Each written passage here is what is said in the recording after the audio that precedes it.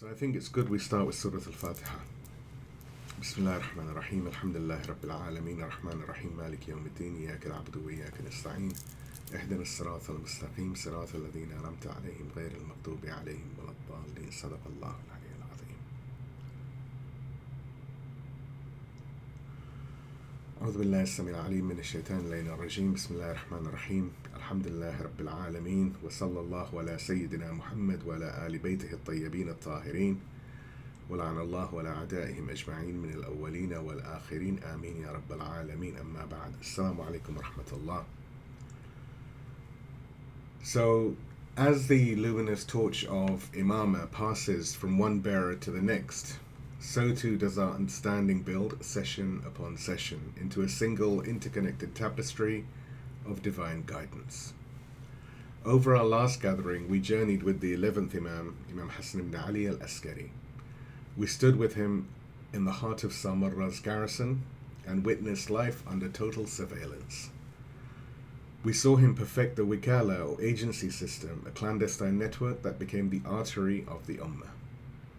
We confronted the fallacy of the lesser Imams, establishing that his life is the primary blueprint for the occultation, a manual that demands our sincere submission and our courage to hold religious authority accountable. Finally, we saw how his divine knowledge and sacred character, which converted his own jailers, proved that wilaya or guardianship is a spiritual reality that no prison can contain. That history of the Imam's life of preparation is the essential preface to our session today. His entire mission, lived under the shadow of the sword, was focused on one ultimate critical objective. Today, we turn our hearts to the very purpose of that mission, the continuity of the divine line. This is the story of how Imam al-Askari, peace and blessings be upon him, completed the most dangerous and sacred task entrusted to him, safeguarding the secret birth and protecting the identity of the final proof of God, the awaited one, Imam al-Mahdi. May our souls be his ransom and may God hasten his return. This is the story of the sacred trust, the covenant he left for us to connect with his living son, and the strategies of resilience he taught to ensure the community would survive to see the dawn. With the epic of the Imam's preparation fresh in our minds, let us now turn to the story of the guardian of the final proof. But before we do that, if I can get a loud salawat, we will have a recap of the previous session. Allah salli ala Muhammad wa salli ala Muhammad wa ali Muhammad. So in our last session, we had the honor of exploring the life of the 11th Imam, Imam Hasan al-Askari.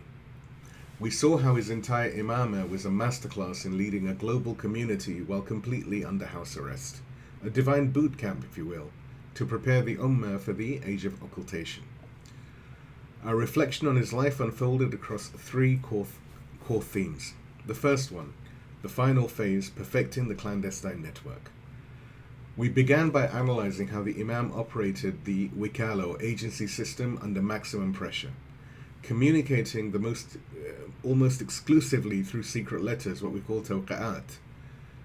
We saw his brilliance in appointing Uthman ibn Sa'id al-Amri, the ghee seller, as his chief agent, creating the seamless operational bridge that would become the bridge to what would become the minor occultation. This seamless transition, Uthman bin Sa'id moving from serving the visible Imam to serving the hidden one, mirrors exactly what the entire Ummah had to undergo, learning to maintain connection and obedience to a veiled but present guide. Number two, the garrison as a blueprint. We then confronted the lesser Imam's fallacy, establishing that the Imams of Samarra are our primary manual for living in the Ghaybah or the occultation. We used the Imam's own words and the fiqh of adala, justice, to prove that our duty is twofold: sincere submission to righteous scholars and the moral courage to hold corrupt or opulent ones to account.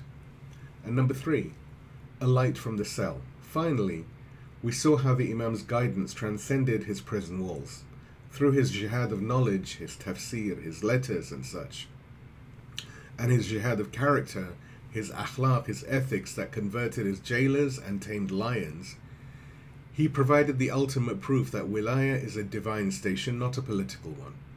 Just as today's resistance movements operate under satellites and drones, yet still coordinate victory, the Imam proved that no amount of surveillance can prevent divine work. We concluded that his veiled but present leadership was the final lesson to teach us that the unseen is not the absent. Having established how the Imam prepared the Ummah, we now turn to the sacred secret he was protecting, the continuity of the Imamah itself. If I can get a loud salawat, we can move on to the main session, which is Imam Hasan al-Askari, guardian of the final proof. اللهم صل على محمد وآل محمد وعجل فرجهم. So firstly, we start off with the Quranic frame. Before we enter the most secure and secret chamber of the Imam's life, we must first understand the divine laws that governed his mission. The secret birth of Imam al-Mahdi, may our souls be his ransom and may God hasten his return, was not a historical accident. Rather, it was the fulfillment of a divine promise, the execution of a divine law, and the result of a divine methodology. First, the divine promise that this was all building towards, that the era of the oppressed mustada'fin would inevitably end in their victory. This is the promise that sustained the Imams through centuries of persecution. In Quran, Surah Al-Qasas, the chapter of the stories or the narrations, 28th chapter of the Quran, verse number 5, Allah subhanahu wa ta'ala says, "And we will to show favor to those who were oppressed in the land, and to make them leaders, and to make them inheritors." The Imams explicitly identified this verse as the banner of the final victory. The commander of the faithful, Imam Ali ibn Abi Talib, peace and blessings be upon him, looked to the future and, referencing this verse, promised this divine restoration. He said, "The world will turn towards us after having been rebellious, just as a biting she-camel would turn towards her calf." He then recited immediately following this, "And we will to show favor to those who are oppressed in the land," ila akhir, till the end of the verse. And the references, like with all of these sessions, can be found in the write-up. Imam al-Askari's entire mission was to safeguard the child who would be the final fulfillment of this very promise. Second, the divine law that makes this promise a certainty. This is not just a one-time promise. It is an unbreakable universal law, recorded in all of God's books, that righteousness is the prerequisite for inheritance. In Quran, Surah Al-Anbiya, the chapter of the Prophets, 21st chapter of the Quran, verse 105, Allah subhanahu wa ta'ala says, "And we have certainly written in the Psalms after the reminder that the earth shall be inherited by my righteous servants." As Allama Tabatabai explains in his Tafsir al-Mizan, this is the eternal divine decree for the planet. Allama says, "And the meaning of this inheritance is the inheritance of the earth for the purpose of divine governance and the establishment of his religion." And the reference, of course, is in the write-up. Imam al-Askari was the guardian of the righteous servant who would finally establish this divine governance. And third, the divine methodology commanded upon the believers who must await that promise. We are not commanded to be passive. We are commanded to be resilient, patient, and above all, linked, connected. In Quran, Surah Al-Imran, the chapter of the family of Imran, 3rd chapter of the Quran, verse 200, Allah subhanahu wa ta'ala says, "O you who believe, be patient and excel in patience, and remain steadfast," or remain linked, the word is rabitu, "and fear God that you may be successful." The command of rabitu, remain linked or remain steadfast, is the very essence of the wikala system and the basis of our resilience. Again, as Allama Tabatabai explains, this is actually a military term. Allama says, and al-murabita in Quranic usage is to be stationed at one of the frontiers, at-tughur, of the Muslims, to prepare one's strength and to repel the enemy from the sanctum of Islam. And the reference is in the write-up. This is what Imam al-Askari was teaching, the strategies of patience, strategic prudence, Taqiyyah, and remaining linked to the leadership even when veiled. His life was a lesson in how to guard the spiritual frontier. With this divine framework, the promise, the law, and the method, we can now explore the first theme of his final sacred mission. Please give me a salawat and we move to the first theme, which is the sacred trust, safeguarding the final proof. اللهم صل على محمد اللهم صل على محمد وآل محمد وعجل فرجه. Imam Hasan al-Askari's entire life, his house arrest, his veiled communications, his akhlaq or ethics with his jailers, was a single focus strategy. While he was outwardly managing the Wikala system, he was inwardly guarding the most dangerous and sacred secret in creation, the impending birth of the final proof of God. The Abbasid regime was not just a political dictatorship, it was an intelligence and surveillance state. They were not simply trying to contain the Imam, they were actively trying to prevent that future. They were well aware of the widely circulated prophecies from the Prophet Muhammad himself that the 12th Imam, the Mahdi, would be the one to destroy thrones and fill the earth with justice. They knew this child was prophesied to be the son of Imam Hasan al-Askari. The Imam's home, therefore, in Samarra was under 24/7 surveillance. Spies, soldiers, and informants were tasked with one mission: to identify a pregnancy, locate the child, and extinguish the light. The Imam's life was therefore a masterclass in divine diversion, concealing the greatest reality in plain sight. Let's now look at the sacred birth, a divine secret. The secrecy surrounding the birth of Imam al-Mahdi, may our souls be his ransom and may God hasten his return, was so profound that it was even veiled from the closest members of the Imam's family until the very last moment. This event was a divine operation, mirroring the hidden birth of Prophet Moses, who was also born under a tyrant's decree to slaughter the sons of his people. The most beautiful narration of this event comes from the Imam's own aunt, Sayyedah Hakima, the daughter of Imam Jawad. She is the trusted eyewitness to the miracle. In a detailed account preserved by the great Sheikh al-Sadiq in his masterpiece Kamal ad-Din, she narrates that on the night of the 15th of Sha'ban, 255 years after Hijrah, Imam Hasan al-Askari summoned her. The hadith reads, Abu Muhammad al-Hasan said, "O aunt, be with us tonight, for the child beloved by God, the Mighty and the Majestic, will be born tonight." Sayyedah Hakima said, I replied, "O my master, and from whom will this be?" He said, "From Nargis." I said, meaning Hakima said, "O my master, but there is no sign of pregnancy on her." He, the Imam, said, "It is as I have told you." So the Hakima continues to narrate, "I watched her until the time of the rising of the dawn, and she was asleep before me, not even turning from side to side. Then at the end of the night, at the time of the dawn's rising, she suddenly sprang up, alarmed. I drew her to my chest. Then Abu Muhammad, which is Imam al-Askari, called out, 'Recite over her, indeed we sent it down on the night of Qadr.' And the child answered me from within her womb, greeting me with salam. And he, may our souls be his ransom, was born pure and circumcised." And the references are all in the write-up. This narration is breathtaking. The pregnancy itself was supernaturally concealed. The birth was miraculous. This was a divine secret, protected by God himself from the spies and informants of the tyrant. Let's now look at the mother of the Imam and the satanic disease of racism.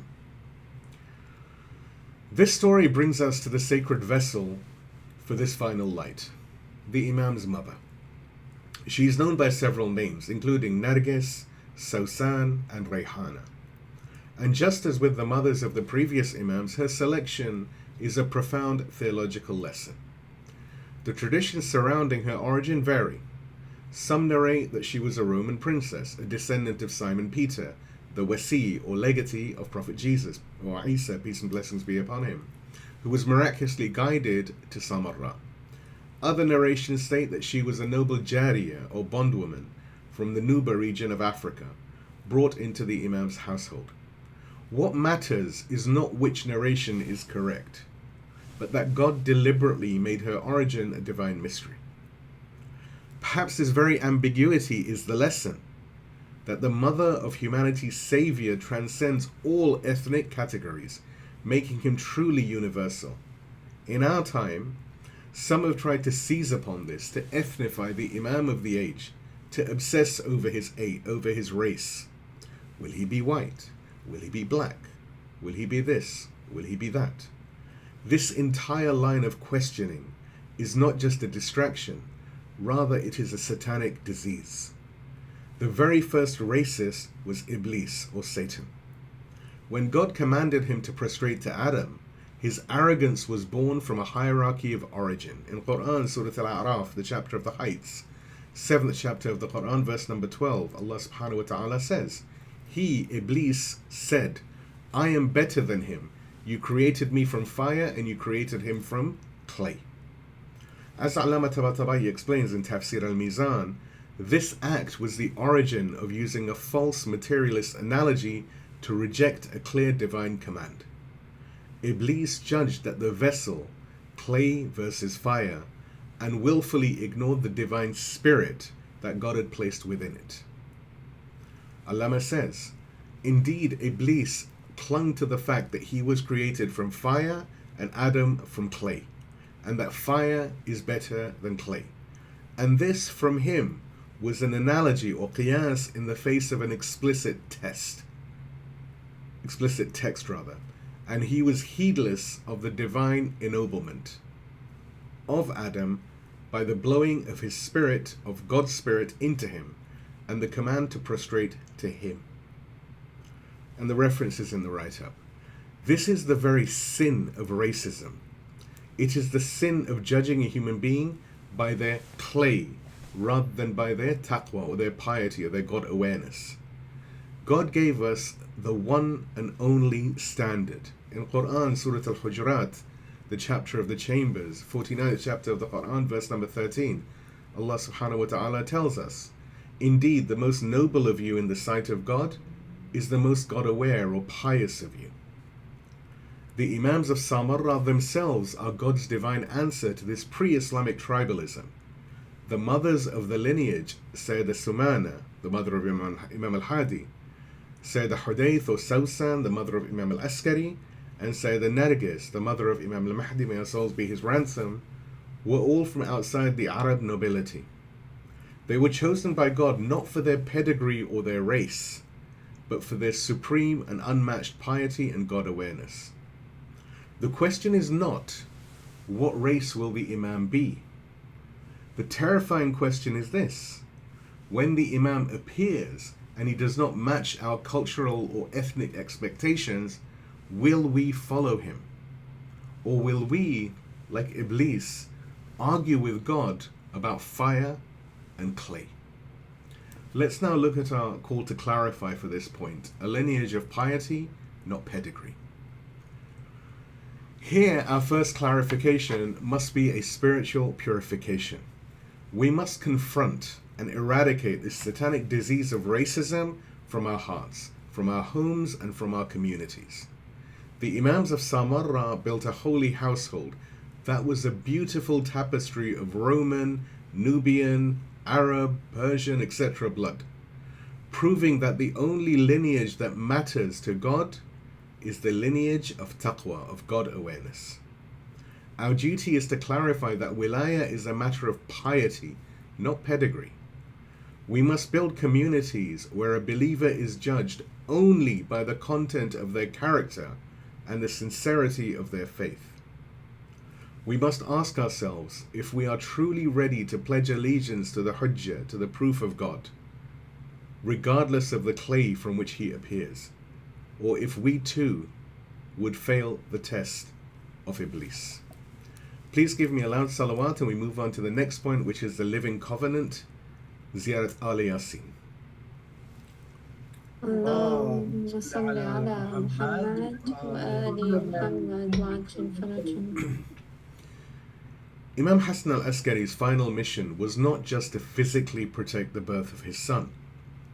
He had to provide his ummah with the spiritual key to his son's door, the method of communication for an entire age of occultation. This is the profound context for Ziyarah Aal-e-Yasin. If Ziyarah Jami' al-Kabira, which we discussed when we were discussing Imam al-Hadi, is the constitution of imamology that teaches us who the Imams are, then Ziyarah Aal-e-Yasin is the oath of allegiance that teaches us how to speak to the living, present, but veiled Imam. This ziyarah is one of the most important legacies of the Samarra Imams.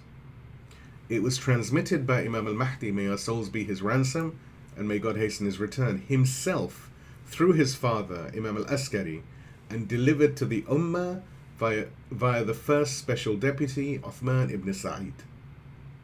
It is, in essence, the official, divinely authored communication protocol for the age of occultation. Yet, it is tragically neglected. Many recite its beautiful words without ever grasping its earth-shattering theological implications. Let's now look at the idea of it's a conversation, not a monologue. The genius of Ziyarah Aal-e-Yasin is that it is not a historical remembrance. It is a real-time conversation. It shatters the false notion of an absent or inactive Imam. Notice its unique and powerful structure. We are not just saying, peace be upon you. We are taught to salute the Imam in his present active states or halat. We are addressing a living, breathing, working Imam right now. Ziyarah Aal-e-Yasin says, peace be upon you when you stand. Peace be upon you when you sit. Peace be upon you when you recite and you explain. Peace be upon you when you pray and you perform the qunut. Peace be upon you when you bow and when you prostrate. These are all present tense verbs. We are not remembering a martyr. Rather, we are addressing a commander. We are saying, O Imam of our age, as you are right now in this very moment, standing, reciting, praying and guiding the cosmos, peace be upon you. This ziyarah is the ultimate expression of wilaya as a living cosmic reality. Ayatollah Shaykh Mohsen Araki explains that the wali or the guardian of God is the living heart of the universe, and this ziyarah is our way of tuning in to that living heartbeat. Shaykh Araki says, indeed wilaya is the spirit of the universe, and the Imam is the heart of this existence. Ziyarah is the attempt to connect with this living heart. When you say, peace be upon you when you stand, you are not addressing history. You are addressing the absolute present, the living proof who administers the cosmos by God's permission. Let's now look at it's a covenant, not a ritual. And the references, of course, are always in the write-up. Because this Ziyarah Aal-e-Yasin, is a conversation with a living leader, it is, by its very nature, a renewal of our bay'ah or allegiance. This is why it is so much more than a simple recitation. Hujjat al-Islam Shaykh Ali Raza Panhayan explains that Ziyarah Aal-e-Yasin is our required weekly report to our Imam. It is the moment we stand at attention before our commander and reaffirm our loyalty. Shaykh Panhayan says, Ziyarah Aal-e-Yasin is our weekly renewal of the covenant, what we call Tajdeed Ahd, with the Imam of our time. May our souls be his ransom, may God hasten his return. This is not just an emotional text, it is a military and political charter of allegiance, Misaqnameh. You are reporting to your commander that you are still standing by your covenant. This ziyarah is the practical application of our belief in the unseen that we had discussed earlier. It is the action that makes the unseen, the ghaib, witnessed in our own hearts. By addressing him, we affirm that he is present. By affirming that he is present, we are forced to assess our own lives in relation to him. This is the true meaning of tawassul, seeking a means. It is not bypassing God. As Ayatollah Misbah Yazdi, may God rest his pure soul, explains, It is the highest form of Tawheed. Ayatollah Misbah said, seeking a means through the Ahlulbayt, peace and blessings be upon them, is not only not shirk, it is the very essence of Tawheed. God himself established these means. Ziyarah means you are entering through the gate that God commanded you to enter. This ziyarah is a declaration of readiness and a request for help from the proof of God to traverse the path of God. It is, as Imam Khamenei has stressed, the essential act that maintains our spiritual connection and readiness during this long period of testing. Imam Khamenei says, in the era of occultation, a heart-based and spiritual connection with the Imam of our time, may our souls be his ransom, is an absolute necessity. These ziyarat and supplications, like for example Ziyarah Aal-e-Yasin, are the strong cords that preserve this connection and keep the believer in a state of readiness, what we call halat amadagi. And the references are all in the write-up. Let's now look at our call to clarify, your direct line to the Imam. This ziyarah is Imam al-Askari's final and most personal gift to all of us. It is the living, direct line of communication he established for his son. Our first duty is to rescue it from neglect. We must clarify that Ziyarah Aal-e-Yasin is not just another ziyarah. It is our primary covenant with the living Imam of our age. Our action is to implement it. We must encourage our communities and families to recite it regularly, and not just recite it in Arabic, but to understand it, especially on Friday, which we know is the day of the Imam. But we must not just recite it. We must pray it. We must stop and feel the meaning of saluting a living leader. This is not a ritual. It is a living covenantal relationship. It is the weekly report that reminds us and him that we are still part of his army awaiting his command. But let us be clear. Reciting this sacred covenant while simultaneously supporting oppression, remaining silent about corruption, or choosing comfort over justice is not just hypocrisy. It is a direct betrayal of the very allegiance we claim to renew. Please give me a salawat, and we move to the next point, which is the fortress of the faithful, Taqiyyah as a sacred strategy. اللهم صل على محمد وآل محمد وعجل فرجه. We now arrive at the third and most misunderstood legacy of the Samarra Imams, the strategy of Taqiyyah, prudent concealment or strategic prudence. For centuries, this concept has been slandered by our enemies as sanctioned lying or cowardice, and even worse, it has been abused by many within our own ranks as a religious excuse for apathy, assimilation, and silence in the face of injustice. Imam al-Askari's life, the pinnacle of this veiled imamah, teaches us its true, powerful, and strategic meaning.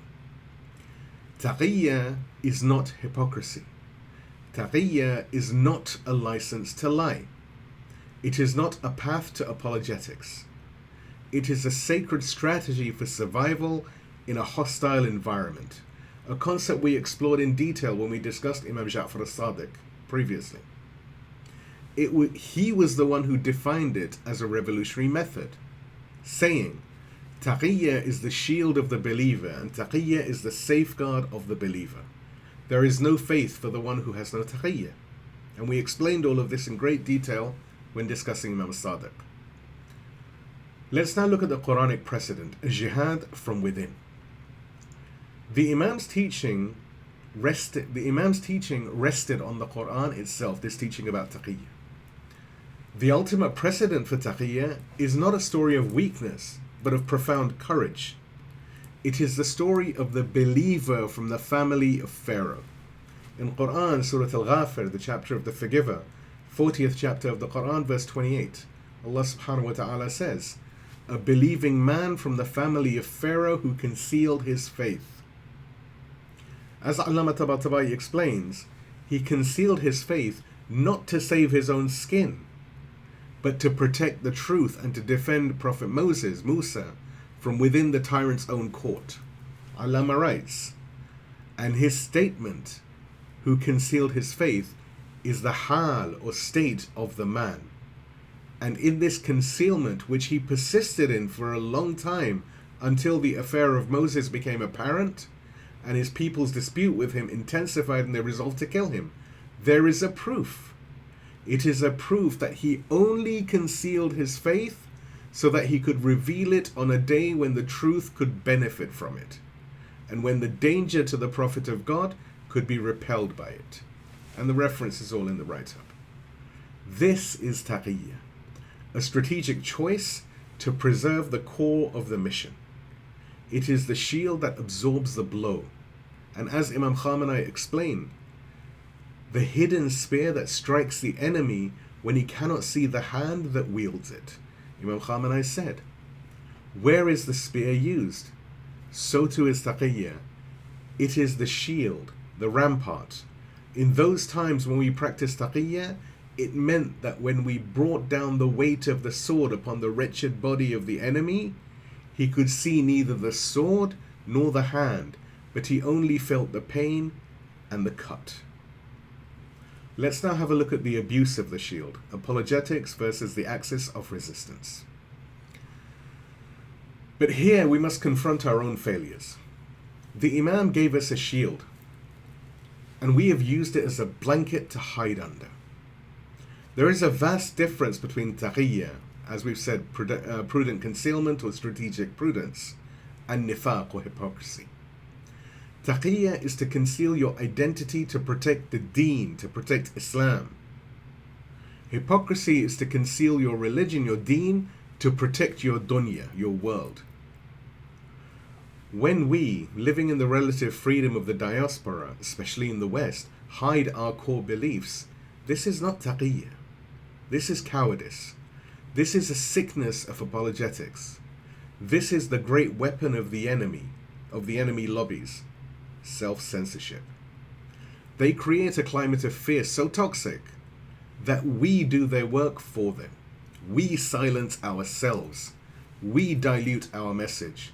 We hide our principles so much that we and our children begin to forget what they are.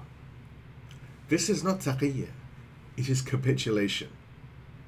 For a stark contrast, we must look to our brethren in Gaza, in Palestine, in Lebanon, Yemen, Islamic Republic of Iran, and other places. We see the mothers of Gaza pulling their martyred children from the rubble, standing tall and thanking God. We see the children of Palestine, the women of Lebanon, the men of Yemen standing firm against the worst aggressors on the face of this earth. They do not misuse the idea of Taqiyyah as an excuse for silence. They speak truth while the bombs are falling. Yes, we must be strategically prudent.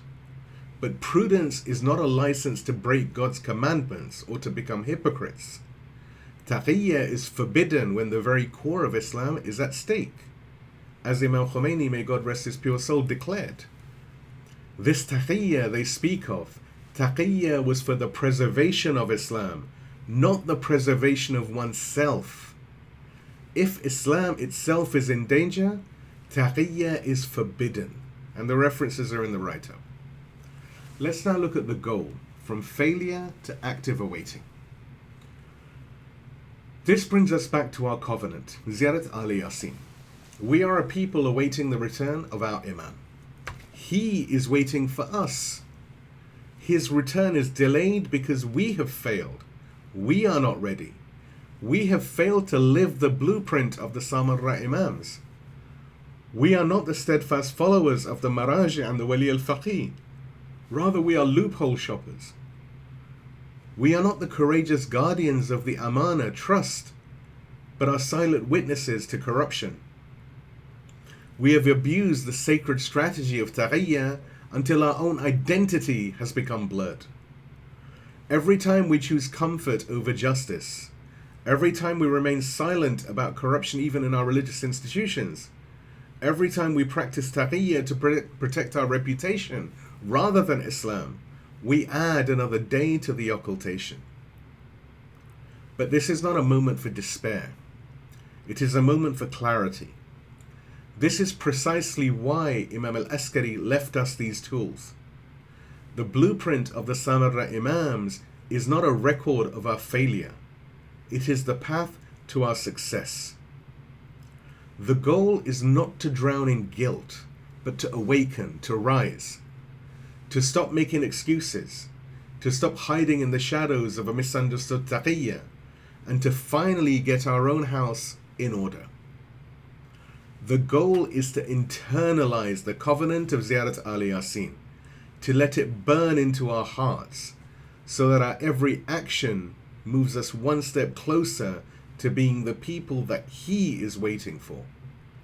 We must transform ourselves from passive, waiting people into a community that is actively awaiting Imam al-Hujjah.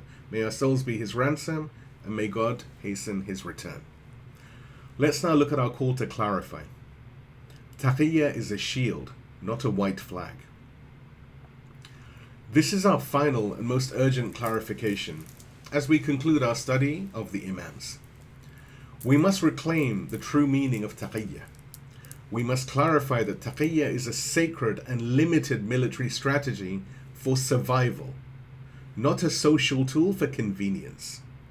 It is haram or forbidden to use Taqiyyah as an excuse for silence when the core principles of Islam, justice, truth, the wilayah of Ahlulbayt and so on are under attack. Our brothers and sisters in Gaza, in Lebanon, Iraq, Iran, Yemen, Palestine, who speak truth while bombs fall, have taught us the difference between prudence and fear. Our duty is to be like the believer of the family of Pharaoh, to know when to be silent to protect the mission and when to speak in order to save it. This is the final razor's edge lesson from the school of Samarra. Mastering it is the final condition for our own readiness as we now move from the history of the Imams to the living, breathing reality of Mahdawiyyah, the age of the Mahdi, the age that we live in today. Please give me a salawat and we move on to the conclusion, which is titled The Legacy of the Garrison and the Dawn of Awaiting. اللهم صل على محمد وآل محمد. So concludes our 6-part journey with the 3 Imams of Samarra. We have walked with them from the gilded cage of Baghdad to the heart of the military fortress. And what we have found is not a story of despair, but one of profound, divine and meticulous preparation. We began with Imam Muhammad al-Jawad, the Imam of youthful authority, who proved that divine knowledge transcends age and whose clarity unmasks the sophisticated hypocrisy of the state. We walked with his son, Imam Ali al-Hadi, the light in the garrison. From within his prison he delivered the Ziyarah Jamia al-Kabira, the timeless charter of wilayah, defining the cosmic station of Imamah. And he perfected the Wikala system, the clandestine infrastructure that would become the lifeline of the Ummah. And tonight, we stood with Imam Hasan al-Askari, the guardian of the dawn. We saw him operate this network under total surveillance, using his tafsir and his letters, his tawqa'at, to continue the jihad of knowledge and his sacred character to convert his own jailers. Their lives were not a tragedy, they were a triumph. The Abbasid plot was to sever the line of Imamah forever. They failed. Imam al-Askari's entire mission was to defy this plot, and he succeeded. He completed the training of the Ummah and, as we shall see, he ensured the sacred trust of the Imamah was passed on, safe and secure. This is not the end of the story, it is the beginning of ours. The passing of Imam al-Askari is the pivot point in our history. It is the moment the preparation ends and the test begins. It is the dawn of the age of Mahdawiyyah. In our next series of discussions, God willing, we will step into this new era. We will explore the Ghaybah al-Sughra, the lesser occultation, where the Wikala system we have studied was put to its ultimate test, functioning through the 4 special deputies. We will trace the transition into the Ghaybah al-Kubra, the greater occultation, the age in which we now live. And more importantly, we will study our own duties and responsibilities within this age, moving from a passive state of waiting to an active state of awaiting. We must understand that the length of this occultation is not a punishment from God, but a consequence of our collective failure. The Imam of our time, may our souls be his ransom, may God hasten his return, himself told us that the only barrier to his return is us. Imam Mahdi, in a very famous tawqi', a signed letter to Shaykh al-Mufid, which is cited in al-Ihtijaj, says, if our Shia, our partisans, our followers, may God grant them success in obeying him, were to unite their hearts in fulfilling the covenant upon them, our meeting, our blessed meeting with them would not be delayed, and the felicity of witnessing us would be hastened for them. This letter from the Imam himself proves that his return is not a fixed date written in the heavens, but a dynamic reality determined by our readiness. We are not waiting for time to pass. We are failing to become the people he needs. The Imams of Samarra gave us the blueprint. They taught us how to be a community of Tawheed and of Amana and of Taqiyyah, strategic prudence. Our study of Mahdawiyyah will be the study of that covenant. It is the most urgent and important subject of our time. Please give me a salawat and we move to the supplication eulogy for Imam al-Askari, which this evening is entitled The Covenant of the Garrison. اللهم صل على محمد. In the name of God, the most gracious, the most merciful. O God, send your blessings upon Muhammad and the family of Muhammad. We send our salutations upon the seal of your prophets, the mercy to the worlds, our master, Muhammad al-Mustafa. We send our salutations upon his daughter, the Lady of Light, the axis of the Kisa, Sayyedah Fatimah al-Zahra. We send our salutations upon your wali, guardian, and your trustee, the very self of the Prophet, our master, Imam Ali al-Murtada. And we say, peace be upon you, O trustee of God, Aminullah, in his earth, and his proof over his servants. We send our salutations upon the masters of the youth of paradise, Imam Hasan and Imam Hussein. We turn to the master of the martyrs, and we channel the heartbroken cry of his descendant, Imam al-Mahdi, from Ziyarah al-Muqaddasa. Peace be upon the one whose blood was shed in oppression. Peace be upon the one whom the angels of heaven wept for. Peace be upon the one whose beard was drenched in his own blood. O God, we bear witness, as we do in Ziyarat Ashura, that the affliction and the calamity are great upon us and upon all the people of Islam. And from the sacred sacrifice in Karbala, we turn to the guardians of the final phase. We send our salutations to the Imam of supplication, al-Sajjad, the splitter of knowledge, al-Baqir, and the teacher of the Ummah, al-Sadiq. We send our salutations to the Imam of patience, al-Kadhim, the Imam of submission, al-Rada, and the Imam of generosity, al-Jawad. And we send our most profound peace upon the Imams of Samarra, the very architects of our age. We send peace upon the light in the garrison, Imam al-Hadi, who from his prison gifted us the Ziyarah Jamia al-Kabira, the charter that taught us that you are the locations of the cognition of God, the lamps in the darkness, and that the truth is with you, in you, from you, and to you. And we send our deepest peace and salutations upon our master for tonight, the 11th light, the guardian of the dawn, Imam Hasan ibn Ali al-Askari. O God, we thank you for his life of sacred patience, a life lived under the shadow of the sword, a life dedicated to protecting the future. We thank you for the blueprint he left us, for the wikala he perfected, for the tafsir he taught, and for the life of piety that converted his jailers and tamed lions, proving that your wilaya is a power that no tyrant can cage. O God, his entire life was a preparation for this moment. And now, in this age of veiling, our hearts cry out with the lament of Du'a al-Nudba. Where is the Baqiyatullah, the remnant of God? Where is the awaited one to sever the ropes of tyranny and oppression? Where is the one to rebuild the crookedness and the error? O Lord, we turn to him, your living, present proof.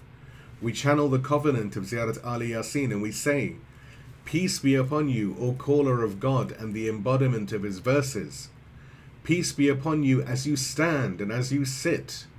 Peace be upon you as you recite and you explain. Peace be upon you as you pray and you perform qunut. Peace be upon you as you bow and you prostrate. O God, he is not absent, he is present. He is veiled not by your decree, but by our own sins. We are the ones who have failed him. We are the ones who ask with obstinacy rather than with understanding. We are the ones who have allowed scholars in love with the dunya to betray your trust. We are the ones who have abused the shield of Taqiyyah as a white flag of capitulation, while our brothers, our honorable brothers and sisters in Gaza, in Palestine, in Yemen, in Lebanon, in Iraq, in Iran, teach us the true meaning of Imam Hussein's cry, Hayhat min al-dhilla, how far from us is humiliation. So, O God, in this very moment, we beg you for the tawfiq, the ability, the success to change. We beg you to help us be better. We renew our covenant as we pledge in Du'a al-Ahad. O God, we commit to him our covenant, our allegiance and our loyalty for as long as we shall live. O God, make us amongst his helpers, his aides, his defenders, and those who hasten to fulfill his commands. O God, let this not be an empty pledge. Grant us the profound submission of Ziyarah Jami' al-Kabira. Our heart is submitted to you. Our affair is following you, and our help is prepared for you. Make us a community that is truly prepared, truly accountable, truly sincere, and truly united in our love for you. Let this pledge be a fire for justice. Let it be our strength to stand with your oppressed servants in Gaza and all of Palestine. Protect the children under the rubble. Grant victory to the hands of the resistance, who embody the true dignity of Imam al-Askari and refuse to bow to the tyrants of the age. O Lord, accept from us this small remembrance. Make us worthy of the system the Samarra Imams built. Make us true servants of the Imam they protected. And hasten the day when the light of the garrison returns to fill the earth with justice and equity.